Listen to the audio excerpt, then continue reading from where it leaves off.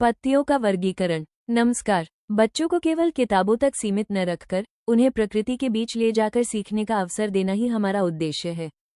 इसी सोच के साथ आज बच्चों ने विद्यालय परिसर और आसपास से विभिन्न प्रकार की पत्तियां एकत्रित की। हर बच्चे ने बड़े उत्साह से अलग अलग पेड़ों की पत्तियां खोजी और उन्हें ध्यानपूर्वक देखा। इसके बाद बच्चों ने उन पत्तियों का अवलोकन करते हुए उनके आकार, रंग, किनारों और आकार, साइज के आधार पर वर्गीकरण किया। सबसे पहले बच्चों ने पत्तियों को उनके आकार के अनुसार अलग किया। किसी पत्ती का आकार गोल था, किसी का लंबा, किसी का अंडाकार और कुछ पत्तियां हृदय के आकार जैसी दिखाई दी। इससे बच्चों ने जाना कि हर पौधे की पत्ती का आकार अलग होता है। इसके बाद बच्चों ने पत्तियों के किनारों पर ध्यान दिया। कुछ पत्तियों के किनारे बिल्कुल चिकने थे, जबकि कुछ के किनारे दांतेदार थे।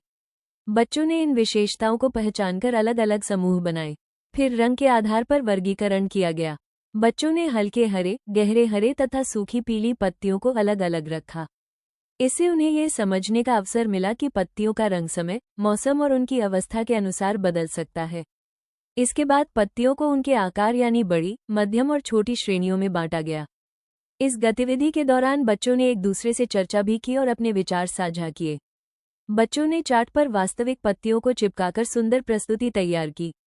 इससे उनकी रचनात्मकता, समूह में कार्य करने की क्षमता और आत्मविश्वास का भी विकास हुआ। इस गतिविधि के माध्यम से बच्चों ने केवल पत्तियों की पहचान ही नहीं सीखी, बल्कि अवलोकन करना, तुलना करना, समानताओं और भिन्नताओं को समझना तथा वैज्ञानिक तरीके से वर्गीकरण करना भी सीखा। ऐसी गतिविधियां बच्चों में जिज्ञासा जगाती हैं और सीखने को आनंददायक बनाती हैं। जब बच्चे स्वयं खोजते हैं, देखते हैं और करके सीखते हैं, तब वो ज्ञान लंबे समय तक उनके मन में बना रहता है। हमारा प्रयास है कि प्रत्येक बच्चा लर्निंग बाय डूइंग अर्थात करके सीखना के सिद्धांत पर आगे बढ़े और शिक्षा को केवल पढ़ने तक सीमित न रखकर उसे अपने अनुभवों से जोड़े। मैं पुष्पक कुमारी, प्राथमिक विद्यालय दशरथपुर, बगहा 2, पश्चिमी चंपारण।